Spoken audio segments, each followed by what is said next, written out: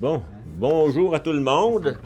Merci d'être ici. Ce que j'ai trouvé d'intéressant par rapport aux présentations d'hier et la mienne, c'est qu'il y a un peu de recoupement dans certaines choses.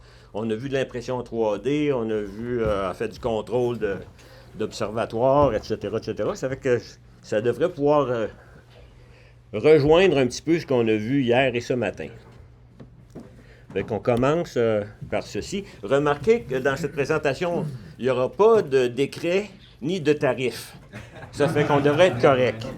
Puis là, j'espère que ça va marcher parce que je ne l'ai pas essayé avec ça. 5, 4, 3, 2, 1.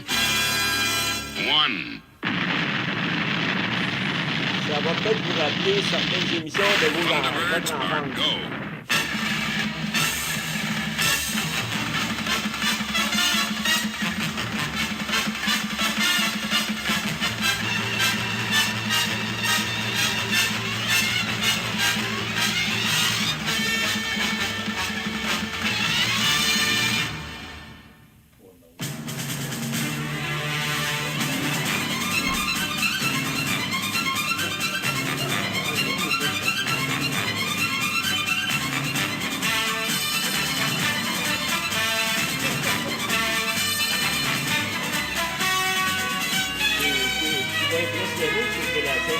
Est bonne avec la musique. Je ne m'attendais pas à ça.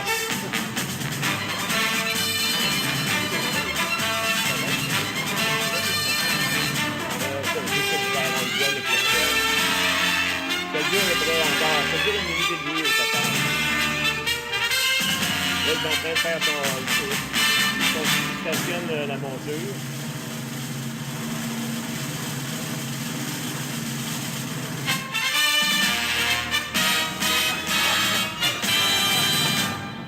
Bon, ben, ça va peut-être déjà... ça va peut-être déjà générer des questions. Allez-y. Bon, ce que je vais essayer de faire aujourd'hui, c'est le déroulement que je pensais. C'est la motivation derrière ce que vous venez de voir. Les contraintes à considérer aussi quand on construit quelque chose d'aussi compact que ça. Puis aussi, en fait, un peu pourquoi c'est si petit. Le design de la construction, de quelle façon j'ai construit ça. Aussi, l'aspect mécanique, ouverture de toit, etc., l'espace et compagnie, l'électricité et l'électronique qu'on a besoin pour alimenter et contrôler la machine, l'aspect informatique qui ne sera pas très, très couvert, et quelque chose que j'ai pensé présenter, c'est un aspect de la mitigation des collisions entre la monture et le télescope et le toit qui ferme. Ça s'applique particulièrement bien pour des toits roulants, les roll-off, ou bien des toits glissières comme celui-là. Surtout quand la clairance en français n'est pas très grande entre le haut du télescope puis le toit. Les motivations, c'est l'idée d'avoir une installation compacte, légère et très transportable. Démontage minimal pour le transport. En fait, je voulais la porter ici. J'ai juste enlevé le toit pour la faire rentrer dans ma voiture, puis peut-être enlever le télescope lui-même et la monture si je ne veux pas qu'il y ait trop de vibrations. Je veux que ce soit rapide d'installation. Ce que j'ai vérifié, c'est qu'en le démontant pour essayer de l'embarquer ici, dans la voiture et en le remontant, ça prend à peu près 1 heure démonter, 1 heure remonter. Opérationnel, j'entends. La mise en station et l'alignement polaire sont très simples. Ça permet d'avoir une bonne protection contre la pluie, les éléments, le vent, la neige, etc. Aussi, protection contre le vol, malgré le fait que étant donné que c'est très léger, je ne l'ai pas pesé, mais je m'attends à ce que ce soit environ autour de 100 livres, max. Ça fait que deux personnes pourraient partir avec, tout ça, mais la petitesse fait que c'est un petit peu camouflable. C'est moins alléchant. Effectivement. Puis j'ai même pensé le déguiser en table en changeant le toit un peu. Aussi. Aussi, un des buts importants, c'était de faire le contrôle du télescope et des périphériques à distance. Donc, c'est un peu comme les observatoires qu'on souhaite ici. Montrer que c'est possible de faire ça, compact, et aussi garder des petits neurones actifs. Le but de l'utilisation de l'observatoire, vous l'aurez remarqué, c'est pour l'astrophotographie, à moins que vous soyez contorsionniste du cercle du Soleil. parce qu'il n'y a vraiment pas de place. Là, c'est compact, c'est serré, puis même il y a des choses qui passent très, très, très serrées. Il faut mesurer, il faut avoir un espace suffisant pour que le télescope et ses mouvements puissent se faire. Parce que si on ne veut pas que ça accroche dans les murs, dans le plafond ou bien dans d'autres items. Puis aussi que ça permette des menus travaux. Si on a des réparations à faire, si on veut enlever le télescope, la monture, il faut que ce soit relativement facile. La structure doit être compacte, légère, un matériau assez simple. On parle d'aluminium et contreplaqué. En fait, c'est de l'extrusion d'aluminium que j'ai ici. Pour ceux qui n'ont jamais vu, là, c'est un peu le même genre de matériel qu'ils utilisent pour fabriquer les imprimantes 3D et autres structures du genre. Si vous voulez, je peux la faire circuler si ça vous intéresse. Ouais. Aussi, ben, en fait, comme je disais, protection contre les éléments, eau, neige, aussi les petits animaux et les insectes. Donc, c'est fermé pas mal hermétiquement. Il n'y a pas d'ouverture, à part des micro-ouvertures là, qui laisseraient plus passer des poussières. OK, comme je l'ai dit, les mouvements du télescope vont définir la dimension. Puis la dimension que j'ai réussi à avoir en fonction du télescope que j'ai mis dedans et de la monture, c'est environ, si dans la direction nord-sud, j'ai 95 cm ou 37 pouces. J'ai est-ouest, j'ai 101 cm, 40 pouces. Puis la hauteur, c'est 28 pouces, là, 71 cm. Ça fait que c'est très petit, c'est à peu près la hauteur de cette table-ci. C'est vraiment minuscule. Le design du toit, bon, on a plusieurs options. Les toits roulants, roll-off ou à glissière. Puis le toit, parce que je me suis fait prendre une fois dans un autre observatoire, il faut qu'il soit débrayable par un accès extérieur. Parce qu'une fois que c'est fermé, ça ne s'ouvre pas, ça. C'est impossible à ouvrir, à moins de passer la chaîne dedans. Ce qu'on ne voudrait pas. Puis comme je disais, le temps d'assemblage et de désassemblage est assez rapide. Ça, c'est une photo de casing que j'ai fait. Qui date de 2 ans. Je l'avais apporté ici, pour ceux qui étaient ici s'en rappellent peut-être. C'est effectivement, on voit l'extrusion d'aluminium tout le tour ici. On a de l'extrusion de 20 mm par 40 mm pour la structure du plancher et la structure des murs. Ça fait que ça donne une meilleure rigidité. Le toit, le haut et le toit, on parle d'à peu près du 20 mm par 20 mm parce qu'il n'y a pas vraiment de charge, il n'y a pas vraiment de poids.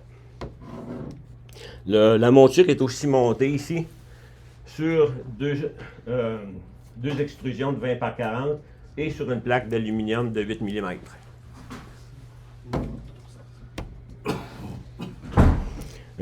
Ça montre un petit peu ici la photo que vous avez ici, ça montre un petit peu la structure du toit.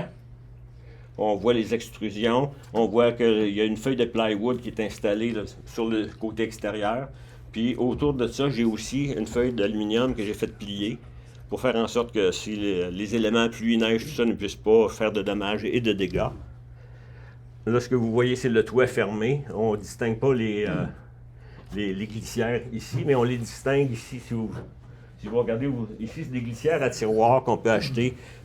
Dépendant du poids du toit, on peut les acheter chez Rona, les quincailleries.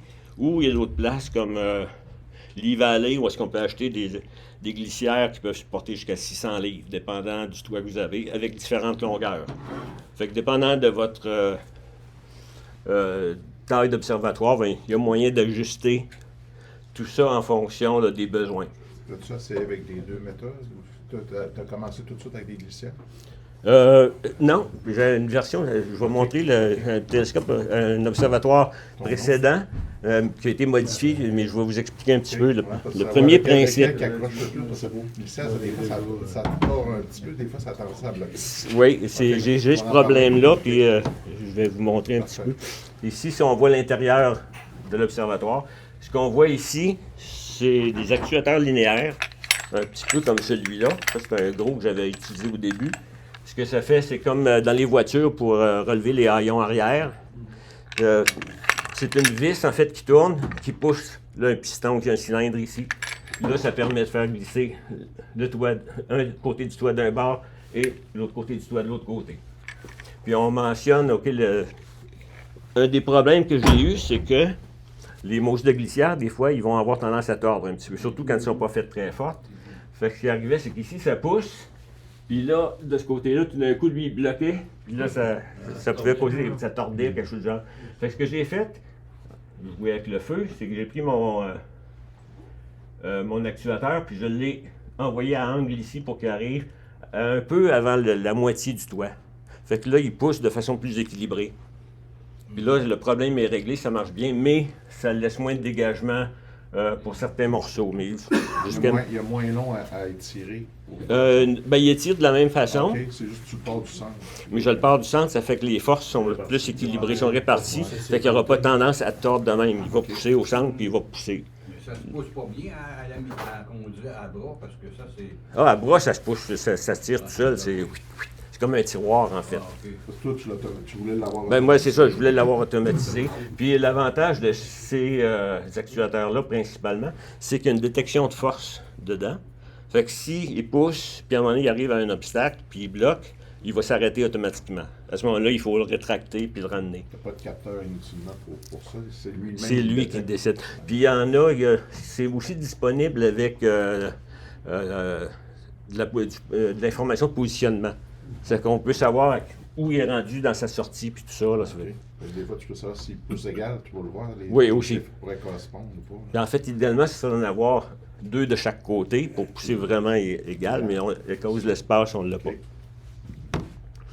Comme je mentionnais, on parle d'extrusion d'alu 20-20 ou 20-40, dépendant des charges, des forces. Là, tu en as un qui pousse dans un sens. Oui, en fait, celui-là ici, il pousse cette section de toit-là vers là.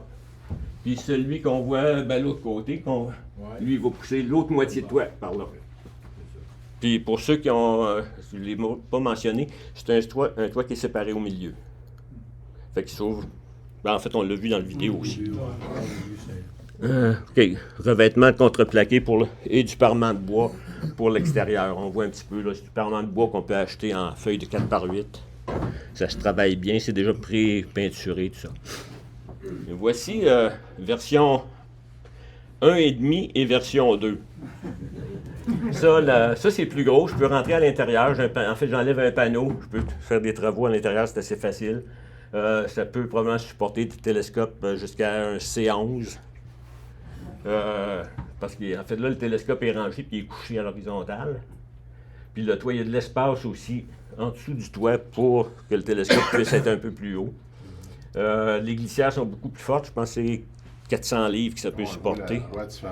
C'est ça, on voit les petits, c'est à peu près la moitié de la grosseur. Là. Ça, c'est des glissières de, si je me rappelle bien, 24 pouces. Celle-là, c'est 18 pouces.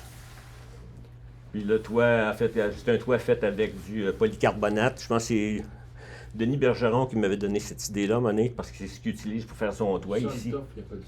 Oui, c'est le nom commercial. Ici, on voit le toit d'aluminium, etc.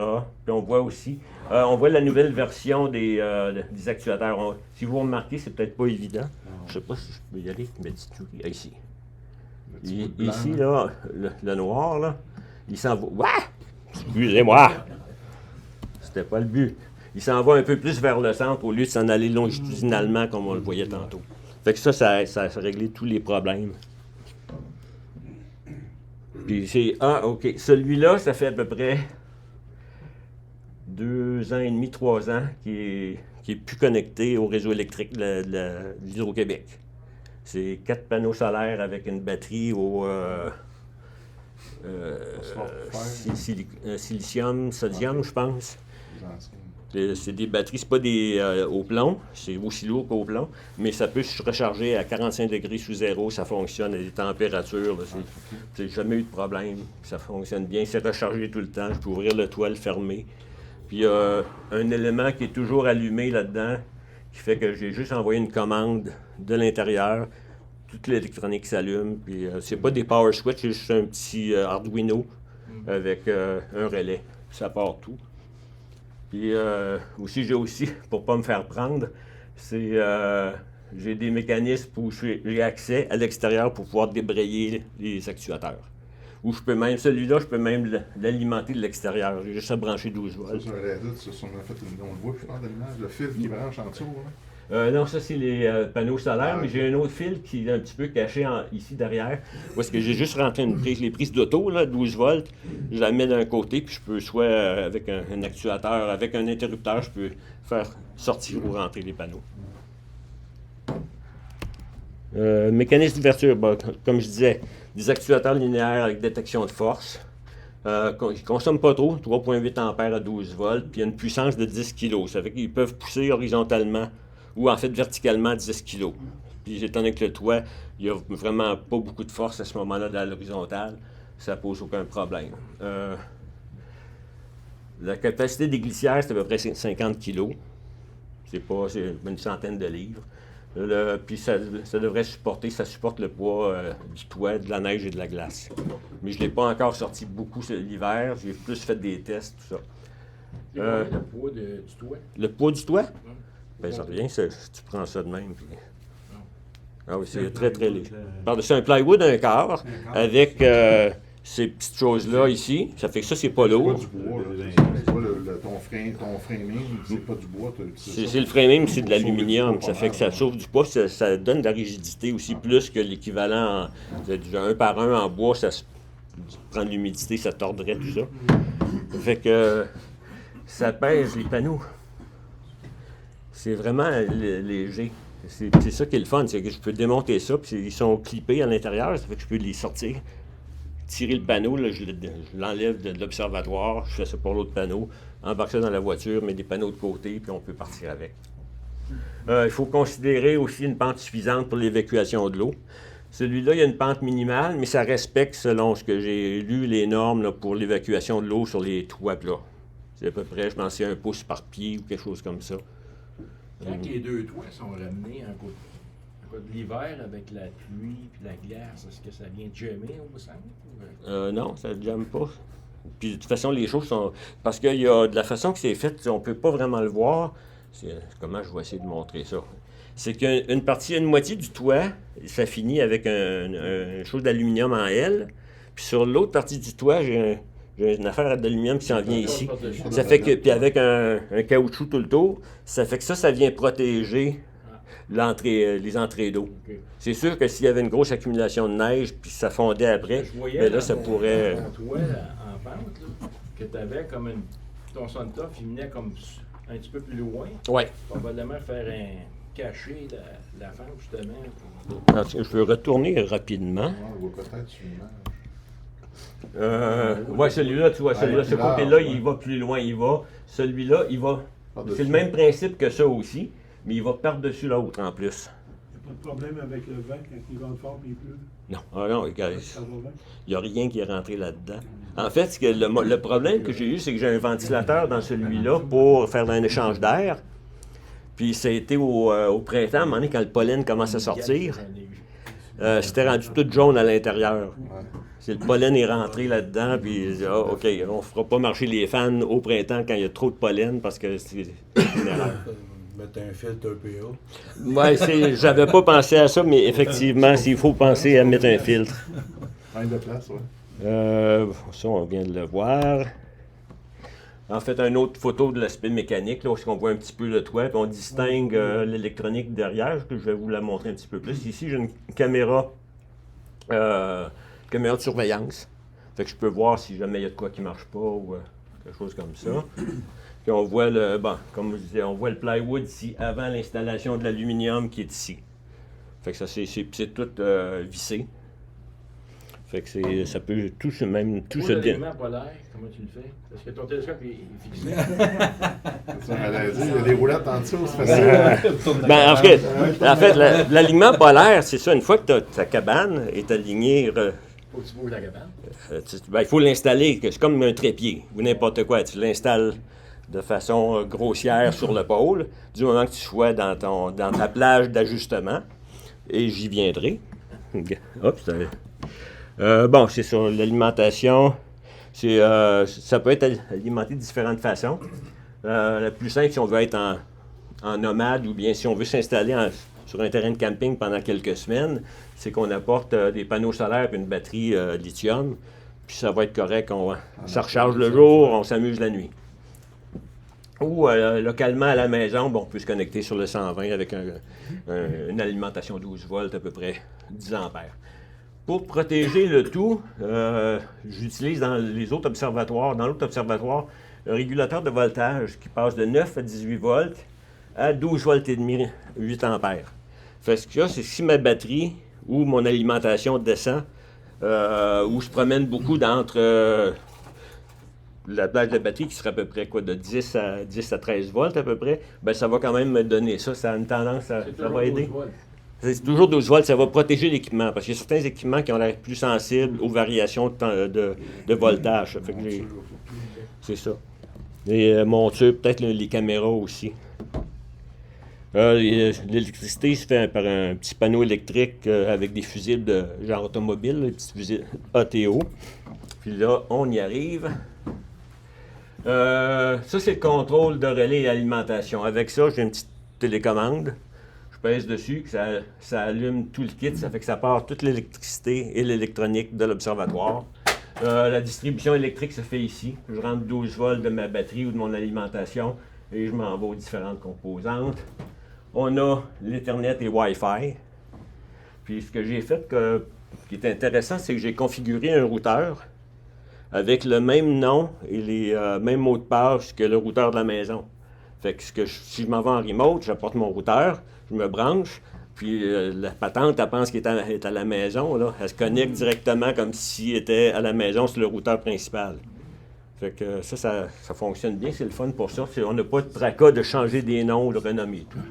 L'ordinateur ici, c'est un petit ordinateur qui contrôle l'observatoire essentiellement et d'autres fonctions que je présenterai bientôt. Ça, c'est un petit Arduino qui contrôle les relais pour l'ouverture et la fermeture du toit avec des switches là, pour détecter là, les mouvements extrêmes ou en fait que ce soit ouvert ou fermé. La monture, on la voit partiellement ici. Puis ce qu'on a en haut, en fait, ici et là, c'est une petite caméra de mitigation que je vais expliquer tantôt avec un contrôle d'éclairage. C'est une caméra que tu t'es faite, ça? La caméra que tu achètes sur Amazon pour 15$, USB. J'ai fait le petit boîtier en 3D. En fait, une petite impression 3D. Ça fonctionne bien. Je vous montrerai ça, c'est la partie intéressante. L'aspect informatique, moi, je ne fonctionne pas avec Windows. N'ayant jamais travaillé avec Windows, je fonctionne avec Linux. J'ai travaillé toute ma vie là-dedans. Ça fait que, en fait, Unix, Linux. Fait que j'utilise K-Star, ECOS, puis IndyLib. J'ai aussi, à l'intérieur de la maison, ou bien sous la tente ou n'importe où, j'ai ce que j'appelle Mission Control, qui va être un ordinateur portable avec lequel je me connecte à l'électronique de l'observatoire à travers nos machines, qui est l'équivalent de desktop. C'est ça. Toutes les affaires de desktop, ça me permet de me connecter à toutes mes machines qui sont à l'extérieur. Le contrôle d'observatoire, c'est un petit ordinateur Odroid C4 qui fonctionne sous Linux. Le contrôle de la monture, c'est ce que Denis a présenté un petit peu ce matin, non, hier soir. Un petit Melee PC qui ne coûte pas très cher, quand même très performant, qui fonctionne avec Linux aussi. Tout fonctionne avec K-Star. Ça contrôle une boîte Pegasus Astro, la caméra d'une 2600 Pro, une roue à filtre, un guideur Orax. Puis, j'arrive à l'alignement polaire. L'alignement polaire peut se faire à distance. J'ai un petit script que j'ai écrit. En fait, j'ai fabriqué une boîte qui contrôle le système d'alignement polaire de la monture, qui contrôle 2 moteurs pas à pas. Puis avec ça, j'ai un genre de script avec une fenêtre qui me permet de déplacer mes axes de 1 minute d'arc, 2 minutes d'arc, 30 secondes d'arc ou quelque chose du genre. Fait que ce qui se passe, c'est que j'ai une boîte ici qu'on distingue faiblement noire. Je vais essayer d'utiliser la souris qui est là à peu près derrière, qui est connecté à mes 2 moteurs. On voit un moteur ici, puis un moteur qui est derrière le... Ce moteur-là, il fait quoi? C'est comme un piston? Non, c'est un moteur pas à pas qui tourne, découplé 100 fois. C'est une vis, puis ça tourne une vis qui est, je ne me rappelle pas comment ça s'appelle, ces engrenages-là, ces engrenages qui arrivent à 90 degrés, là, finalement. Puis ce que ça fait, c'est que ça tourne ici, ça tourne ma vis d'azimut. Je peux tourner d'un côté ou de l'autre. Puis là, ce que je fais, c'est que à chaque 2 secondes, j'ai une nouvelle photo de mon ciel avec l'étoile où je devrais m'aligner pour avoir un alignement polaire. Fait que j'ajuste, je tasse de 1 minute. OK, j'approche, je vais tasser de 30 secondes. OK, là, je tasse de 10 secondes, 10 secondes, 10 secondes. Puis après ça, à un moment donné, j'arrive proche, j'arrive en dedans d'1 minute d'arc assez facilement. Le seul désavantage, c'est qu'il y a un petit peu de backlash de ce côté-là. Fait que quand on change de direction, ben avant que ça réagisse, ça prend un petit peu de temps. Pour l'altitude, ça, c'est assez direct, ça fait que ça va bien. Mais ça fonctionne, c'est génial cette affaire-là. C'est drôle parce que c'est une monture à ballon. Ouais. c'est ça? Cette compagnie-là font une boîte, je me semble que c'est eux autres qui la font. C'est une boîte mécanisée pour faire des aliments polaires. Je voulais m'en acheter une, ça coûte 3000 $. Ben, il y en a 2 versions. Il y en a une, c'est une sorte C'est un de... bloc. C'est un bloc de monture. C'est Tu mets ça sur ta monture, puis ça ajuste. c'est exactement Puis ils ont ça. fait, parce que je leur ai envoyé, là, ça fait que j'ai l'idée, ils disaient, pourquoi vous ne faites pas une petite boîte, ça? Ben, ils l'ont fait, la petite boîte. Ah ouais? Après que j'avais fait la Sérieux? mienne. Ah ouais? OK. Parce que moi, j'ai juste vu la boîte qui coûte cher. Ouais, ben, l'autre Tu mets boîte ta coûte à monture peu dessus. près en bas de 1000 $, peut-être 500 $, parce qu'il n'y a rien de pas cher, là. Puis comme moi qui n'est pas permanent, je suis tout le temps en train de C'est parce que- brader sur mon aliment Ben, polaire. c'est parce qu'on peut rester à l'intérieur pour faire ça, s'il fait bien froid, précis, oui, c'est précis. Oui, Sam. Oui, question, si tu es capable de contrôler tes mouvements azimut et altitude, Mhm. ça veut dire que si tu étais capable d'installer Nina, par exemple, Oui. qui a le 3-point polar align, elle te dit tu dois bouger en azimut 2 minutes, puis en altitude. Non, non, mais pour Nina, merci de me mentionner Nina, parce que il y a un petit génie, plus génie que moi, que lui, il couplait ça à Nina. Direct. Ok. Puis elle fait qu'il le fait automatiquement. Tu lui dis, envoie, enligne-moi ça, plic. Puis là, il le regarde faire, puis il prend des photos, puis il fait son alignement tout seul, puis vous n'avez rien touché. Moi, il faut que je le fasse moi-même. Avec le logiciel, ton script. Oui, avec le script, oui. Mais même si tu ne veux pas l'automatiser, si tu as Nina qui contrôle, mettons, ta monture et ton télescope, elle va te dire quelle direction bouger, puis comment Oui. monter. Là, tu peux contrôler tes moteurs que tu as mis pour réaliser ces mouvements. C'est ça. Avalon, on fait ces petites boîtes-là pour, je pense que c'est ça, ils ont les drivers pour Nina ou bien les logiciels qui vont avec, ce qui est très intéressant, puis ça, c'est génial. C'était ça que j'avais en tête. moi. En Justement, fait, faire ça de c'est ma ce que maison avec Nina. C'est ce que j'aimerais faire, mais je m'y connais pas assez en driver, puis comment coupler ça avec les drivers de K-Star, là, c'est un petit peu Mais en plus fait, obscur. Je ne pense pas que tu as besoin de les coupler parce que Nina va te donner l'information à combien faire ton Oui. déplacement. Et tu peux le faire manuellement avec ton autre système pour contrôler tes moteurs. Moi, c'est ce que je fais avec, Ouais, avec c'est ça, ouais. Fait avec ton ECA, Parce- je pense qu'il le fait. Oui, ben c'est ça, il fait l'aliment comme polaire, il va ouais, dire, il ben, dit une il va position, dire, t'es à peu près à, disons, de 2 minutes et 30 secondes du pôle. Fait que là, je peux dire, OK, je vais bouger d'1 minute, je vais bouger d'une autre minute, puis là, je vais y aller plus finement pour essayer d'arriver manuel, sans à dépasser. distance. C'est Ça se vraiment fait, ça pas prend mal. Ah ouais. 10 minutes à peu près, c'est quand même pas si pire. OK, quelque chose d'autre que j'ai. J'ai aussi fabriqué, je fabrique mes petites boîtes à flat. Puis j'ai de la place dans l'observatoire pour en mettre une. Là, j'en ai pas actuellement, mais je pourrais en mettre une sur le mur direct dans le coin. Puis le télescope pointe, quand il est à park, il pointe là. Fait que tu fermes là-dessus, tu couches la lumière. C'est ça. Ça fait qu'il y aurait moyen de faire des flats facilement. Oui. Keystar, là, puis Ouais. Icos, c'est une série de logiciels, ça? Oui, ben Keystar, c'est. Je pense que j'en C'est parle. planétaire. Oui, j'en parle la prochaine slide, je pense, c'est ça. OK, Keystar, c'est ton attelage du ciel. Ok. C'est ton The Sky, c'est ton Stellarium, etc., etc. ICOS, c'est un contrôle à haut niveau de ton observatoire et tes équipements. Ça va te permettre de disons, gérer tes caméras, faire tes séquences de photos, etc., etc. Ça ressemble... En fait, je crois que Nina est partie un peu de ce principe-là, mais ils l'ont beaucoup amélioré puis ils l'ont fait beaucoup plus convivial. Parce que là, on C'est parle... open source, ça? Ça, c'est tout open source. Ça. Ouais, tu peux écrire tes drivers, puis tu peux faire ce que tu veux avec ça. Tu peux le modifier. Ça sonne sur Linux. Sur Linux, oui. Puis ça marche, je dirais, aussi bien que Nina, mais c'est moins convivial un peu, là. Que Nina? Que Nina, oui, oui. ah oui. Parce que c'est plus, C'est comme... Il faut que tu fasses ton changement d'huile toi-même. Pas automatiquement. C'est ça. Puis IndyLib, c'est ce qui contrôle les pilotes et les paramètres d'équipement. Donc, si tu veux aller... ce serait Ascom. Ce serait le niveau d'Ascom. Mais c'est pas Ascom. Non, c'est pas Ascom. Mais c'est le même niveau qu'Ascom, si on peut dire. Tu vas aller... c'est là que tu vas aller définir quel filtre ton Amaru à filtre, dans quelle position. Autre chose du genre. Ça fait que là, ici, j'ai mis un petit peu, là, c'est un peu le fouillis. Azier utilise des drivers. Azier utilisait les drivers IndyLib qui ont tout retravaillé pour les rendre propriétaires. Puis là, on sait ce que ça a amené. Fait que ici, on voit un petit peu la partie d'attelage du ciel, avec le lion qui est là.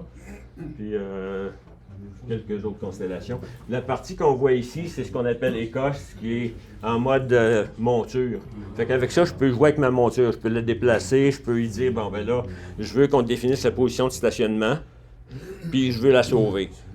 Puis ça, c'est vraiment au niveau des drivers. Ça, c'est...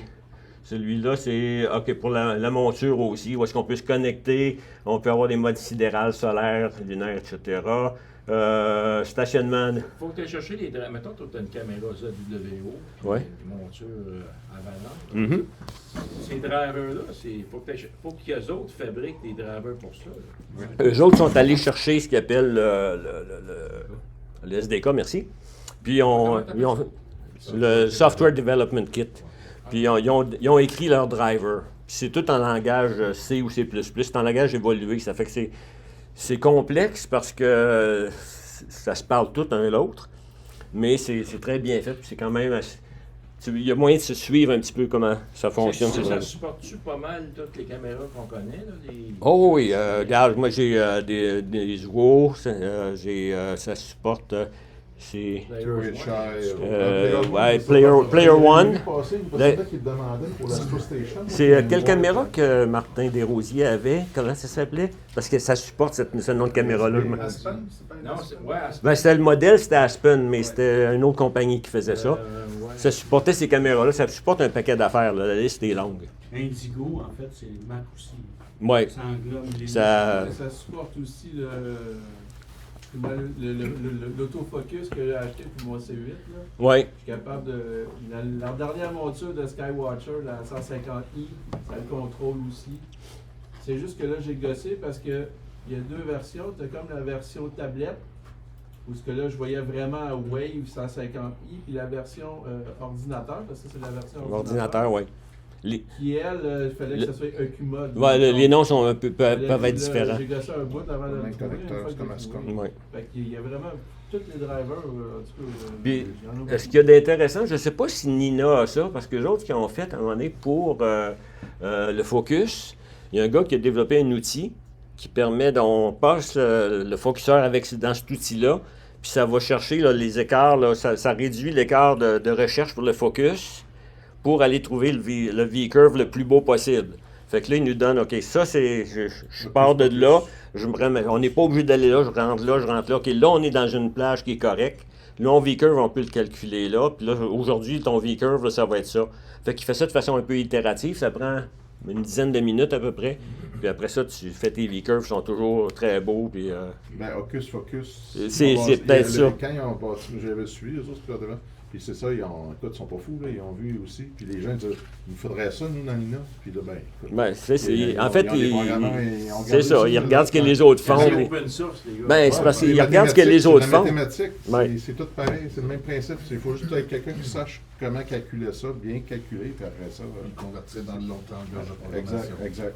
Là, j'arrive dans la partie qui peut être intéressante pour plusieurs, qui peut s'appliquer vraiment à plusieurs niveaux. Je pense que ça va intéresser Sam, avec qui j'en parlais l'année passée. C'est la mitigation des collisions entre le toit et l'ensemble monture-télescope. L'idée, c'est d'amener un élément de sécurité de tout ça, pour pas que le toit se ferme quand mon tube est là puis il crunch. C'est en fait aussi d'empêcher le toit de fermer s'il y a une obstruction. En fait, ça pourrait même être le bras de quelqu'un dans certains cas. Une des façons de le faire, ce serait ça. Puis j'ai pensé à 3 options. Une option qui fait appel à des lasers-lignes, laser qui trace une ligne sur un mur, et des photodétecteurs, parce que plusieurs, je pense, Denis utilise un senseur avec une lumière. Fait que moi, le désavantage que je vois avec ça, c'est que si à moins que ce soit bien déterministe, ta monture, c'est que si ça pointe là, mais ton télescope il est sorti puis il n'est pas dans le faisceau, tu le sauras pas. S'il est là, ça va empêcher toi de fermer, mais si à un moment donné, il est off un petit peu puis ton détecteur voit le faisceau, fait que ça devrait aider à régler une partie de ce problème-là. Un autre système avec la petite caméra que vous aviez vue, là, reconnaissance de scène, et aussi un système qui utilise des capteurs de mouvement inertiel. Puis les détails suivent. Vous pourrez lancer vos questions après. Une fois qu'on détecte un problème, c'est de signaler le problème à l'opérateur ou au pilote, qui ferait que si le pilote pourrait toujours dire « OK, le toit est en train de fermer, mais il y a un obstacle, j'arrête ou je rouvre. » Puis là, j'envoie un message un petit peu, comme tu dis, avec push-over. Lequel que tu utilises, toi? Je m'amuse avec les trois. Ça fait que j'expérimente encore. Mais j'utilise pas les trois. J'ai un ami qui a un laser, mais au lieu de donner une ligne, C'est un point? c'est une plane. Ah, ben, il y a comme un faisceau. Oh, ben, tu vas voir, j'ai un dessin qui va peut-être revenir à ça. Puis aussi, avec le laser, ce qu'il faut faire, c'est qu'il faut le défocuser un petit peu. Parce que le laser a un faisceau qui est très fin. Puis si nos détecteurs sont pas bien alignés, à ce moment-là, je pourrais en frapper une coupe. Là, tout à coup, celui-là est un peu plus haut, puis il va passer en dessous. Ça fait qu'on défait le focus un petit peu pour agrandir le faisceau. Ça a deux avantages, c'est qu'on a plus de chances de frapper le détecteur. Et juste, puis aussi, c'est de réduire les éblouissements si jamais le faisceau laser nous arrive dans les yeux. Ce laser-là, tu le vois? Oui, c'est un laser rouge. Oui. C'est pas un laser infrarouge. Non, c'est tout contrôlé. OK, j'ai deux lasers qui sont disposés. En fait, si ça, c'est ma boîte qui contient mon observatoire, j'ai un laser qui va être ici, un laser qui va être là. J'ai des photos de détecteurs qui sont placés à l'opposé. Je peux en avoir autant que je veux, relativement parlant. En haut et à droite. Puis si un seul de ces photodétecteurs-là est bloqué, c'est qu'il va y avoir un signal qui va s'envoyer à l'opérateur ou à la personne où ça va arrêter toute l'affaire. Parce qu'on ne veut pas qu'il arrive quoi que ce soit. Fait que c'est un peu le principe. Tu parlais d'un plan. C'est ça, on voit le laser ici, quand on voit sa ligne qu'on pourrait voir comme une ligne ici, mais d'en haut, c'est comme si ça faisait une surface. Bon, on a l'autre en bas qui fait la même chose. Nos photodétecteurs sont ici en haut et à droite.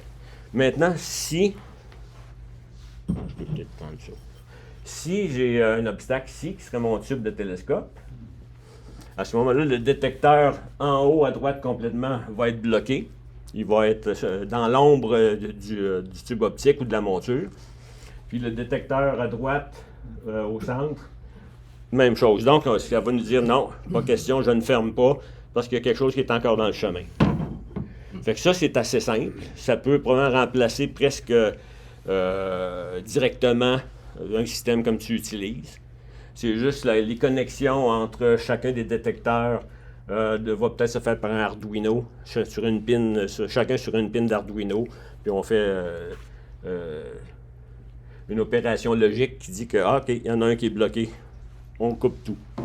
Fait que ça, c'est une première façon de faire qui est assez simple, puis je croirais. La meilleure couverture, c'est que tu les places dans les coins pour qu'ils... Ben, oui, il y a moyen de jouer, c'est ça. Je pense qu'en fonction de votre configuration d'observatoire et de télescope, c'est qu'on peut les mettre probablement, puis aussi la largeur du faisceau ici, rendu l'autre bord du mur, c'est ça, on peut les placer aux endroits stratégiques. Là. On pourrait être dans les coins, on pourrait mettre aussi les lasers dans les coins pour essayer d'avoir une meilleure couverture. Puis il y a moyen de jouer avec ça. Des heures de plaisir et d'argent qui s'en va la fumée.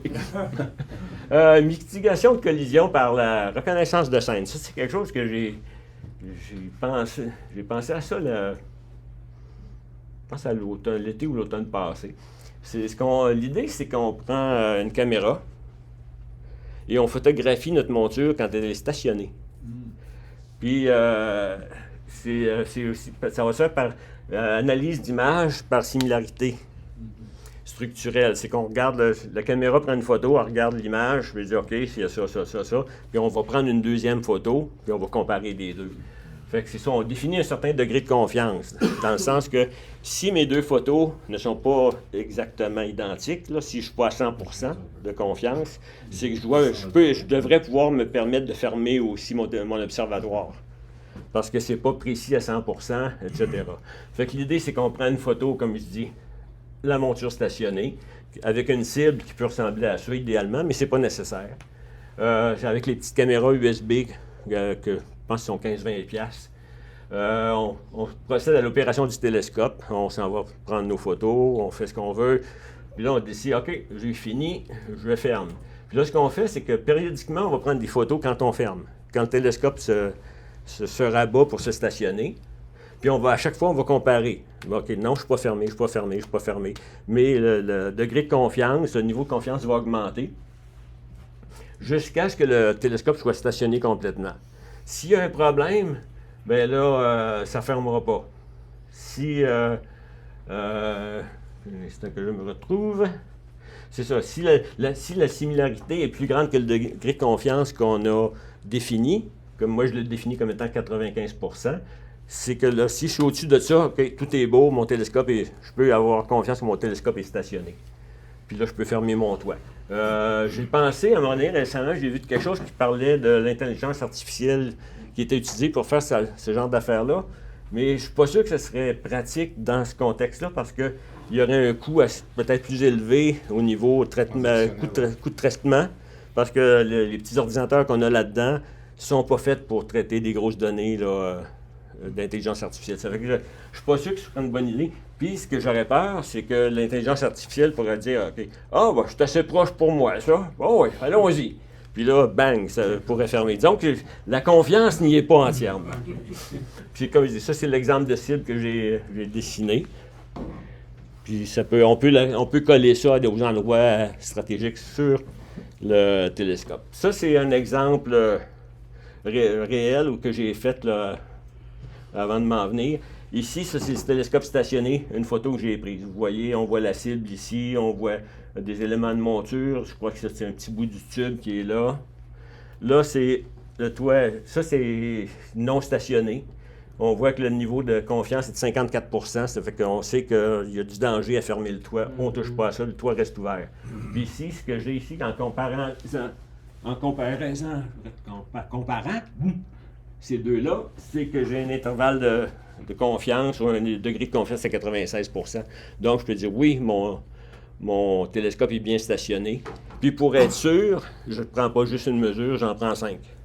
Fait que quand il est stationné, une photo, 96, une photo, 95.5, une photo. Si 5 fois de suite, je suis au-dessus de 95, là, c'est que j'ai confiance dans le fait que ce soit dans ce cas-là, la cible est sur la monture. La cible est sur la monture, mais je n'avais pas de cible avant que ça marche pareil. Il faut que la monture soit à la bonne position. Oui, ben c'est ça. Ou à peu de choses près, c'est ça. Le calcul, comment tu calcules ça? Je serais curieux. C'est, tout ça se fait... L'analyse de la photo. Soustraire de l'eau. Non, ça c'est soustraire, c'est parce que ça permet de calculer ce qu'on appelle le mean square error, qui se fait pixel par pixel. Puis ça analyse plus la structure. Okay. C'est fait à partir d'une librairie que j'ai trouvée sur Python, qui dit, je rentre deux images, il est capable de faire une analyse, puis il fait l'analyse, puis... il est capable de... Oui. Le software du ONAG, il fonctionne comme ça, pour la conférence. Puis aussi, l'autre affaire, j'ai fait des tests à un moment donné. Je l'ai laissé sorti. Là, j'essaie de dire, OK, prends mes photos pour vérifier. Puis là, il prend des photos. Puis il va prendre, je pense que c'est 90 photos, avant de dire, OK, wow, il y a un problème, Houston. Aller faire de quoi? Soit régler le problème, aller voir ce qui se passe, ou quelque chose comme ça. Okay. Maintenant, ça, c'est quelque chose que j'ai essayé plus récemment encore. C'est en utilisant un capteur de mouvement inertiel, en particulier un accéléromètre. C'est peu coûteux, c'est compact. Ça utilise les genres de petits CPU, genre Arduino, j'en ai d'ailleurs. En fait, c'est contenu là-dedans. Je ne sais pas si vous voyez, là, c'est les deux petites plaquettes avec des DEL. Là. C'est contenu là-dedans. Il y a un CPU qui est en bas ici, rouge, puis l'accéléromètre est en vert. Fait que ça, c'est encore c'est le logiciel. C'est installé sur la structure de la monture, sur soit une queue d'aronde ou même le tube optique directement, en pointant vers le nord. Il y a 2 axes. La façon que ça fonctionne, si vous voyez, ça mesure la gravité sur 3 axes. Je ne sais pas si vous voyez ici. J'ai un axe X qui va pointer vers mon nord. J'ai un axe Y que je ne m'en balance pas vraiment, mais c'est moins important. J'ai l'axe Z qui va être selon l'axe de déclinaison. Tout le logiciel, c'est assez simple. Ça se fait en Python encore. Les librairies sont disponibles, ça fait que je peux mesurer la gravité selon chaque axe. Puis dépendant du mouvement de ma monture, mais là, ça va montrer un petit peu, le tube optique va être, on va le voir dans une position différente. Comme dans l'encodeur positionnel. Oui. Il est positionné dans l'espace. C'est un peu ça. Puis l'avantage, c'est que ça, je ne pourrais pas le faire si la monture du télescope se promenait. Elle n'était pas fixe. Étant donné qu'elle est fixe au niveau géographique, c'est que mes axes ici sont bien définis. Je sais que celui-là pointe vers le pôle. Celui-là, c'est mon axe de déclinaison. Puis je tourne comme ça ou comme ça. Je n'ai pas d'autres mouvements. Ça fait que l'accéléromètre tout seul, je crois que j'ai juste une solution qui va pour toutes les positions. J'ai un affichage qui est fait en temps quasi réel. Comme je dis ici, la conceptualisation est assez simple, parce qu'il y a une solution unique des vecteurs de gravité, quelle que soit la position de mon tube optique. Par contre, j'ai d'autres problèmes que je n'ai pas encore réussi à régler. Là, il y a des problèmes de trigonométrie à un moment donné où est-ce que le tube, la patente s'en va comme ça, tout à coup le tube il fait un flip à cause des changements de signe en trigonométrie. Qu'est-ce qui se passe, là? C'est ça, ça fait qu'il y a des affaires à régler encore. C'est pas tout au fait au point, mais je devrais pouvoir. OK, ça montre un petit peu les deux choses. On voit le CPU ici, c'est un petit ESP32. Ici, c'est l'unité d'accéléromètre dans 2 positions. Puis, ce qu'on fait, ça, c'est les axes de référence, là, le zénith, l'axe dans lequel la monture pointe. Puis ça, c'est les axes ici qu'on voit où est-ce que le télescope pointe. Le télescope pointe là. L'axe de déclinaison, lui, il pointe vers là. Puis on a un autre exemple ici, en position arbitraire. As-tu déjà peut-être pensé, si on mettait le laser sur le scope lui-même, avec des détecteurs sur le côté de la boîte, il faudrait que le scope soit vraiment à une position pour que le laser pointe sur le détecteur? Ce serait possible. Ce serait une idée, ça peut-être. Un capteur. C'est ça. Ouais. Mais c'est ça, c'est de placer le capteur à l'endroit où est-ce qu'on est stationné. Oui, j'ai pas. En fait, moi, le principe, c'était le fait qu'on ne voulait pas que ça dépasse la bordure du toit. Ouais. Mais là, effectivement, comme vous dites, c'est intéressant parce que là, on pointe, on dit mon capteur est ici. Oui. Si j'ai un laser qui est défocusé un petit peu, là, qui a un cercle qui est peut-être ça de gros, je l'envoie là.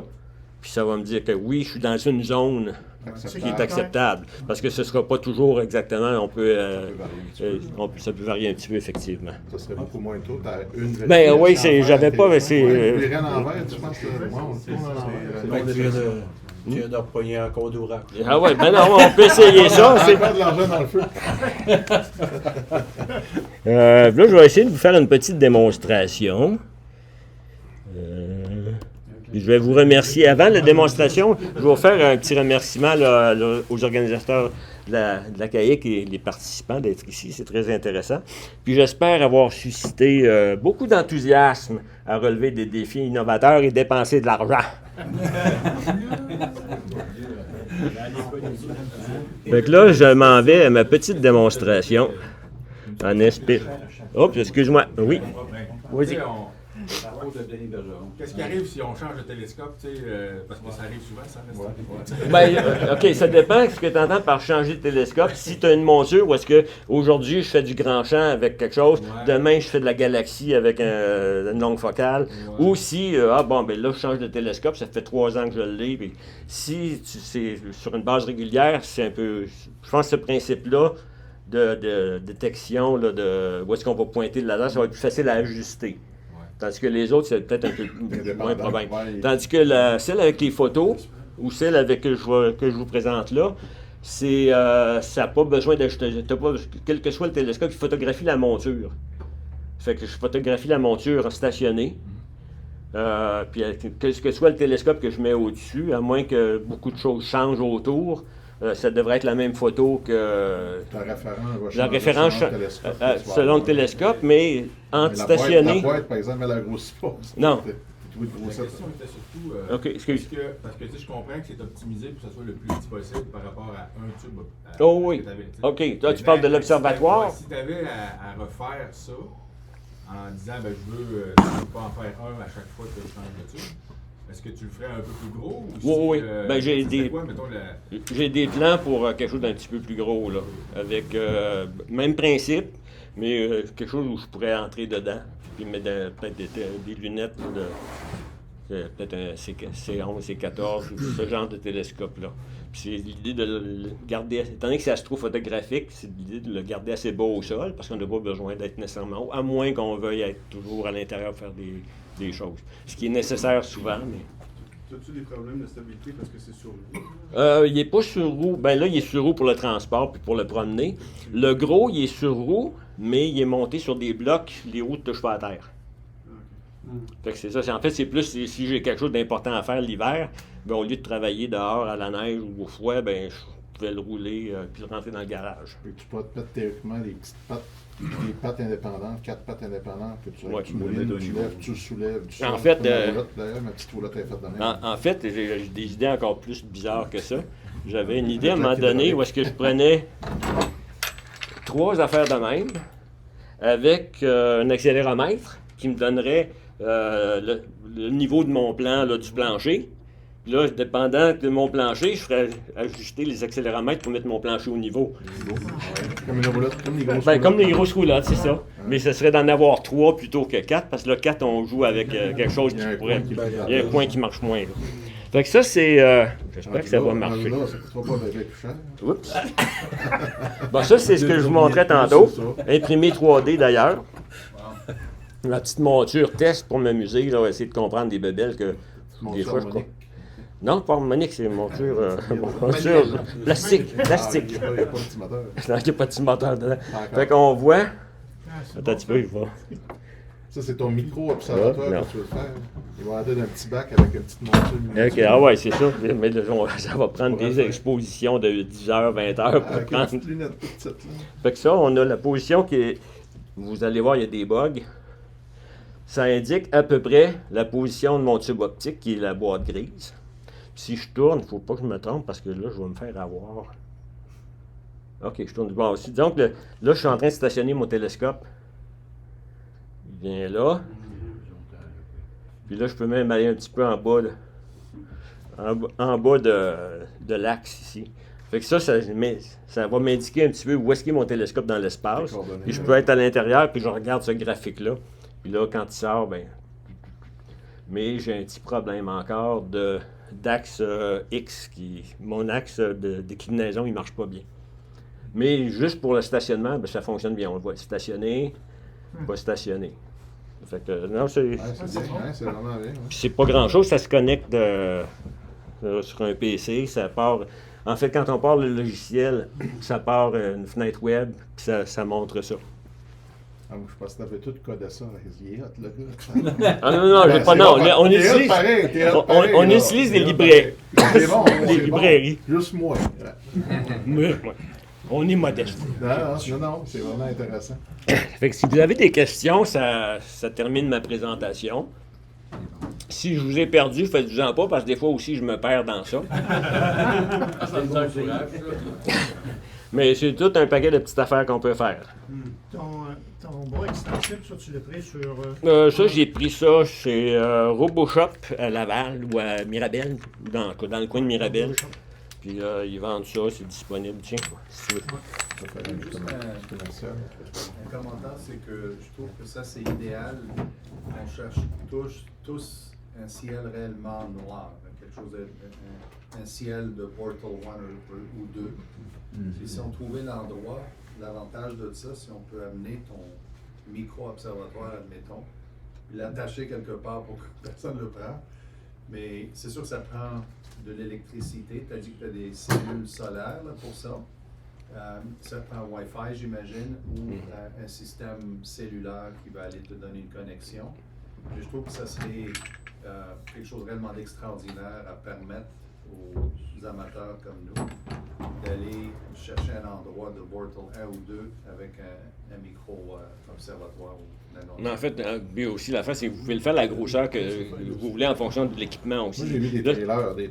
Oui, il y a des des gars ils vendent des trailers d'observation avec un pier qui se descend du oui. centre. Tu l'as pas mal Ça, j'ai vu ça aussi. Puis la seule affaire que je suis pas sûr à propos de ça, c'est que le pilier, il va monter, mais est-ce qu'il y a un problème de stabilité là, de vibration? Mais, Parce moi, je voyais, il y avait 4 ou 6 pattes stabilisatrices indépendantes. Mais c'est gros, c'était trop gros, c'est ça. Toi, c'est petit, tu sais, ça pas mal d'avoir une affaire comme une grosse flotte haute. Parce que là, l'autre que je voyais, il y a pas vraiment un petit bureau. Mais effectivement, tu pars avec ça dans ton. Ben c'est ça, t'embarques ça dans. Tu mets une petite génératrice, Ça rentre dans, comme ça rentre dans un SUV. De moins un peu plus gros. Oui, c'est ça. Comme je dis, moi, ça rentre pas dans le mien si le toit est là. Il faut que j'enlève. C'est un Ascar FRA 400. 400? Oui. Parfait. Il lui rentre dans ton petit. Oui. Lui, il est dans ça depuis. Je pense que je pourrais mettre un petit peu d'autre chose. Ah oui, quelque chose d'autre, c'est vrai. J'ai quelque chose, j'ai fabriqué ça pour ceux qui s'intéresseraient. C'était une petite station météo. Puis c'est pas compliqué. C'est fait, comme on parlait hier, impression 3D. Ça se défait. L'électronique est ici. Pas compliqué. C'est un petit processeur avec ici un petit détecteur d'humidité, température et pression atmosphérique, antenne Wi-Fi.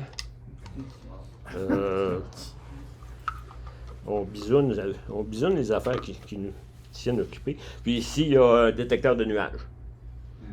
Fait que vous mettez ça là. Pardon, vous mettez ça là, puis ça va vous indiquer. Tu là. as un avec ça? Non. Désolé. Bon, remarque, regarde, ce que ça sort, c'est du langage JSON. Fait que probablement que ce serait pas compliqué là, de convertir ça puis d'envoyer ça à Ascom. Là. C'est quelqu'un qui connaît le moindrement Ascom écrirait ça dans une couple d'heures. Oui. Oui, j'ai une question. Le choix de la monture, tu as pris une Avalon, c'est un bras, ça fait pas il n'y a pas de problème de flip méridien. Non. Est-ce que c'est un choix voulu? Parce que le design fait que s'il doit y avoir un flip méridien, ça grossit la boîte, ça fait une collision. C'est pas un choix qui a été fait en fonction de la boîte ou un en fonction de l'autre. Je voulais ça pour que ce soit transportable. Puis l'idée de la boîte est venue après. Ça fait que le petit Avalon, c'est ça. Je pense que le télescope au complet, c'est à peu près ce dos sur sa monture et sur le trépied. Là. C'est un trépied qui est au niveau du sol. On va avoir une monture ordinaire équatoriale. On pourrait le faire. Je l'avais, en fait, j'utilisais une Zuo AM5. Mais le problème de la Zuo AM5, remarquez que je n'ai pas vérifié récemment, on ne peut pas la stationner facilement dans une position qui est bien définie. C'est ça. Fait qu'on peut la positionner dans la position home, mais positionner à l'horizontale, couchée, c'est moins évident. Que je ne l'ai pas trouvé, je ne l'ai pas vu à ce moment-là. Parce que la Zuo avait l'avantage de pouvoir se démonter, se remonter encore plus rapidement que celle-là. On enlève le télescope, on enlève la monture, on transporte l'affaire, puis il y a moins de préoccupations. C'est ça, ça pèse rien. Merci beaucoup. Merci à vous.